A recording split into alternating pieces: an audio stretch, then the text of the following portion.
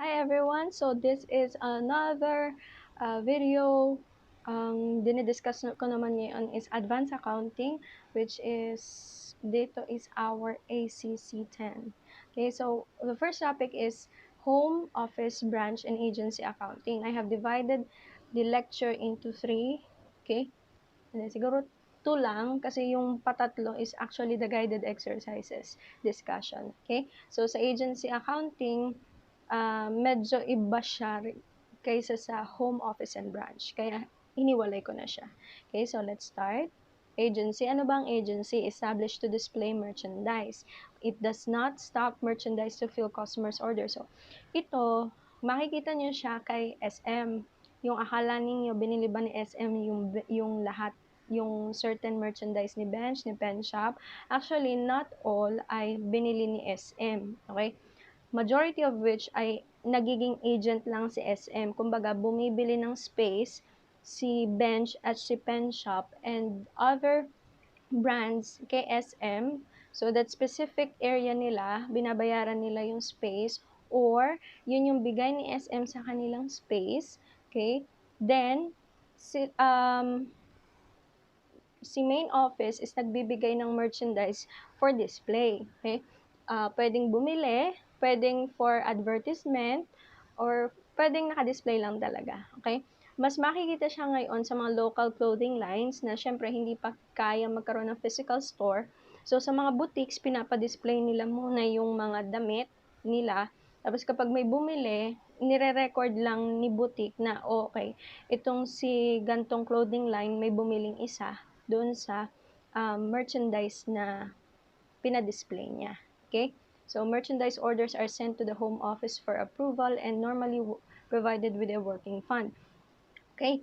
So, in agency accounting, yung agent, binibigyan din naman siya ng working fund. Okay? So, pero dito, walang separate accounting or business entity. Okay? Siya pa rin yung negosyo. Okay? Nagpa-agent lang siya. Okay? The home office may bear the responsibility of maintaining the account. So, si SM ba or si boutique store ba ang mag-accounting ng buong sales cost ni home office, okay, na pina-display niya doon sa kanyang boutique? No. Okay? Ang mag-maintain pa rin ng records is the home office when you are doing agency accounting. Okay? Ang tinetake note lang ni agent is ilan yung bumili sa kanya. Ilan yung bumili dun sa brand na yon. Kasi kita nyo naman sa mga boutique store, iba't iba ang brands na nandoon and tinitake note lang kung ilan ang bumili sa kanila. Okay? Para at least may proof sila na may nabentang ganito at hindi nanakaw. Okay? Its transactions are recorded in the books at the office either at separate records or not separate records. So, si home office, pwede siyang walang separate records, ipinapasok lang niya mismo sa income, sa sales and expenses na rin ng mismong operations niya at yung operations galing sa agents niya. Okay? Or di kaya naman, may separate book siya na ito kay agent SM, ito kay agent City Mart, ito kay agent boutique shop. Ganito yung naging sales ng mga naka-display kong merchandise doon. Okay? Yun yung with separate records. So, typically, an agency does not require a complete set of books. Okay? If you are doing accounting of an office or a business with ang kanilang gamit is just bumili lang ng space, okay, yung agency, okay, you don't need to do a complete set of books. Okay, so summaries of working fund, receipts, disbursements, and records of sales and customer sufficient, which when accompanied by supporting evidence in the form of paid vouchers are sent to the home office. Okay, so yun yung pinadadala ng mismong agent. Okay, vouchers or even list lang ng mga naging sales, yung naging expenses, may nagpa-charge, okay, mga ganun. Okay? So, ang branch, okay, ihalin tulad natin between an agent and a branch. Ang branch is actually sells goods out of a stock. Okay, so possesses the authority to engage in transaction as an independent business. So, for example, si main branch ni Bench, marami na siyang branches. Okay, si main branch ni si headquarters ni Bench, nanganak na siya ng mga branches. So, each branch, okay, so each branch can transact as bench itself. Parang si Jollibee. Okay, si Jollibee nag-forest marketing sa buong Batangas City. When you say forest marketing is kaliwat kanan nandiyan si Jollibee. Nasa Kaido, P. Burgos, sa SM, nasa Rizal Avenue. That's forest marketing. Okay? So, kinukonsume nila yung, or kinukuha nila yung market share ng majority of the area. Okay? So, Jollibee P. Burgos can transact as Jollibee itself. So, kunwari, kailangan ni JP yan ng pagkain for a event, we can transact it with P. Burgos agad-agad. Na sila yung mismong magluluto, sila yung magbibili sa atin, sila yung magde-deliver. Yon, okay? So, pwede. Okay? They have the authority. Okay? Make sales to customers passes on customer credit. So, pwede din magpautang. Okay? Credit card or even installment. Pwede. Okay? Kasi si agent, they need the permission of the home office or they just forward the transaction kay home office. Sabi, kami lang po kasi agent. So, hintay na lang po natin yung may-ari o di kaya naman ay pwede pong tawagan niyo na lang po si ganito. Siya po kasi yung mismong may-ari niyan or gano'n, okay? So, has a separate branch accounting system. So, ito yung pag-aaralan natin sa sunod na video, yung home office and branch accounting, separate yung accounting system niya. Okay? So, home office books entry. So, dito pag-aralan na natin yung entries na ginagawa ni agent, ni home office dun sa kanyang merchandise na nasa agent. Okay? So, lagi nga may working fund. So, binibigyan ng petty cash fund. So, how do we establish the petty cash fund? You debit working fund or the petty cash fund. Then, pwedeng ilagay petty cash fund agent o di kaya working fund agent. Okay? So, pwedeng yung pangalan ng agent nakalagay. Okay? Then, credit cash. Okay? Next, ship merchandise to agency for sample. So, pag sample, it's actually parang form ng advertisement. Okay? So, pwedeng debit ka ng sample inventory, then credit shipments to agency. Okay? Pwedeng yung pangalan mismo ang nakalagay. If you have a lot of agencies acquired, okay, mas magandang yung pangalan ng agency ang nakalagay para hindi ka nalilito kung sino agent. Okay? So, debit sample inventory, shipments to agency, adjusting entry niya is actually advertising. Okay? Kasi sample inventory lang siya. Okay? Next, purchase of equipment to be used by agency. So, bumili ng bumili ng estante, bumili ng cash register. Okay, bumili ng mga gamit in order for the display to be effective sa mga customers. Okay, so you debit equipment, credit cash. Okay, so kung makikita nyo, parang wala naman nangyari, parang usual transactions lang, kasi usual transaction lang. Yung lang inventory or yung na-extend lang yung sarili mo dun sa agent. Okay? So, yan. Payment of salaries, yung merchandiser, okay? So, debit salaries expense, credit cash. Parang the same lang, usual business transaction kasi nga wala siyang separate accounting system. Okay? Next, we have COGS. COGS identified with agency. You have COGS agency, cost of goods sold, then agency, then credit shipments to agency. Diba kadali lang? Next, we have depreciation expense for agency equipment if meron. So, nagde-depreciate din yung equipment na nandoon sa agent mo. So, you have debit, depreciation expense, agency, then credit, accumulated depreciation, equipment, agency. Okay? Replenishment of agency's working fund. Remember guys that in agency accounting, ang nangyayari is parang impressed fund system, petty cash fund system, petty cash fund system, that when you refresh the working fund, ang ipinapasok mo is yung expenses na nagastos ni agent. So, debit expenses, credit cash to replenish the working fund. Again, ang ginagamit ni agency usually is impressed petty cash fund system. Okay? Then, agency sample inventory used for advertising. So, you have, ito yung sinasabi ko kanina, adjusting entry, debit advertising expense kay agency, then credit sample inventory agency. Ma'am, bakit kinedit ang sample inventory agency? Para matanggal siya doon sa mag-offset yung dinebit mong sample at yung kinedit mong sample inventory. Pumasok siya sa lahat sa advertising expense. Okay? So, yan. Then, Next, to close sales revenue account. So, sales, okay, from the agent. Okay, yung sales nung agency, papasok mo siya, then credit income summary agency, and then to close the COGS account, we have income summary agency, then COGS agency.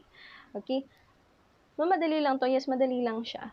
Okay, remember guys that in agency, kung ikaw ay magnenegosyo and uh, you want to acquire an agent para sila na siya kasi may physical store eh. So, sa kanya ko, um, siya yung magiging way para mabenta ko yung aking product. So, pag ganun, you always have to remember na yung iba, sample inventory mo lang naka-post doon, nakalagay doon. So, naka-display. Okay? You need to have, magbibigay ka din sa kanya ng konting stocks para may mabenta din siya. Okay? Ma'am, pwedeng ibenta yung naka-display kapag wala ng stock. 'Di ba? 'Di ba minsan pag tayo bumibili parang sabi na, "Ma'am, yun na lang po yung stock namin. Ma'am, yung naka-display na lang po." Okay? Okay, bakit hindi nila isinama yung naka-display sa stock? Kasi ginagamit siyang pang-advertise lang minsan. So, yun yung hinahawak-hawakan, yung sinusukat-sukat, mga pawis ng iba. Okay. So, anyway, yun siya. Okay? So, ma'am, paano kapag bulk orders, pumunta ako sa, ano ba yun? Sa Style District, may nakita ko magandang damit, gusto kong maging reseller, kailangan ko ng maraming stocks, ang kausap mo, home office. Kasi, ifo-forward ni, ni Style District yung orders mo kay doon sa brand, then siya yung makikipag-usap sa iyo. Kasi agent lang ano nga pangalan nun? Si Style District. Ano, so ganun siya. Okay? To close expenses account, income summary, agency, debit, and then credit expenses. So, i-enumerate mo yung expenses ha. Hindi ko lang i-enumerate dito. Lahat ng expenses na incur ni agent, ilalagay mo siya kasi kailangan mo siyang bayaran. Or, nabayaran mo na siya, gusto mo lang ipasok doon sa sarili mong books yung expenses na nagastos mo for the agent. Then, to close the agency income summary to general income summary, you debit income summary agency and credit income summary. Kung mapapansin nyo, laging binabanggit si income summary agency. Okay? Kasi, pinapakompute tayo ng net profit from the agency. Okay? So, kung gagawin nyo yung T account ni income summary, okay, regarding sa kung saan papasok si sales, saan papasok si expense ni agent, makikita nyo para pala siyang maliit na income statement. Okay, so, balikan natin. Si income summary, nung naka-credit siya nung nag-recognize ng sales, nung nag-close ng sales. Okay, so, naka-credit siya. Nung nag-close ng COGS, which is an expense, naka-debit siya. Okay? Nung nag-close ng expenses, to recognize the expenses of the agent, naka-debit siya. And noong ipinasok na siya sa mismong income summary nung home office or nung main business entity, naka-debit siya. Ibig sabihin, inubos yung lahat ng laman ng income summary. Kasi we know that income summary usually naka-credit ang balance niya. Doon mo mapapansin na parang, wait, parang nagkaroon nga ng tawag din ng income statement na maliit. So, that's sales, naka-credit, then didaktan mo ng lahat na naka-debit, which is the expenses. Then you arrive at the net income of the agency. Okay? So, ibig sabihin, ang ipapasok mo lang lahat sa income summary agency is lahat ng lahat ng sales and expenses attributable to the agency. Okay? So, makukuha natin yan when we answer the guided exercises for agency accounting. Okay? Yan ang nga baga. Impress fund system for the agency. So, the home office writes a check to the agency. Establishment of the working fund is recorded in the home office books. Okay, so alam na natin yan. The agency will request fund replenishment whenever the fund runs low and at the end of each fiscal year. So, lagi nire-replenish siya. Okay? Then, upon sending the agency a check in replenishment, the home office debits expenses. So, para in-explain na lahat. Okay? Next, agency accounting records not separate from records not separate from the home office. So, kapag wala daw separate libro si agency, so yung mga agencies mo, ang nangyayari is transactions are recorded as the home office revenue and expenses as its own transaction. So, walang separate. Okay, kumbaga, kung isa lang naman yung agent mo, madali siyang gawin. Pero kung marami, ay di hindi mo na nalaman sino ba yung agent mo na magaling magbenta at sino yung agent na hindi. Okay? So, after the accounts are closed, the income summary account and reports the results of combined operation. So, usual lang, parang the same business transaction, same business recording, same accounting. Okay? Paano naman daw kapag separate? Yun yung ginagawa natin kanina. The home office will maintain separate sales and expense accounts. May sariling libro. Okay? Kumbaga may notebook 1, notebook 2, notebook 3. Okay? Pag ikaw may 10 agent, ito ang gagawin mo. Okay? Home office beginning inventory. Yan. May formula. Home office beginning inventory minus shipments to agency account. Kanina na nakita natin sa journal entry, may shipments to agency. Okay? Pag pinag-minus mo daw yung beginning inventory from the home office minus the shipments to agency accounts, makukuha mo yung merchandise available for home office sales. So, yun yung sales ni home office mo lang, hindi yung naka-agent. Okay? So, merchandise available from home office sales minus ending inventory. So, that's COGS identified from home office sales. Ma'am, bakit yung ginagawa? Kasi minsan nagkakahalo-halo na. Okay? O kaya naman, dahil gusto mong magkaroon ng reconciliation or checking, ito yung one way to check if tama nga yung naging shipments mo from your main branch to the agent. Okay? Parang checking. Okay? Following the adjusting entries, agency sales, revenue, and expenses accounts are closed to the income summary account of the agency. So, yun yung ginawa natin kanina. Okay? Madali lang siya. Madali lang talaga ang agency accounting. Yan. Thank you so much. So, this is the end of the theories part of my lecture.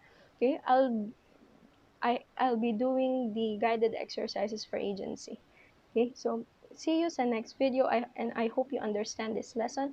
You can ask me questions if you do not understand. Okay? So, sige. Bye-bye!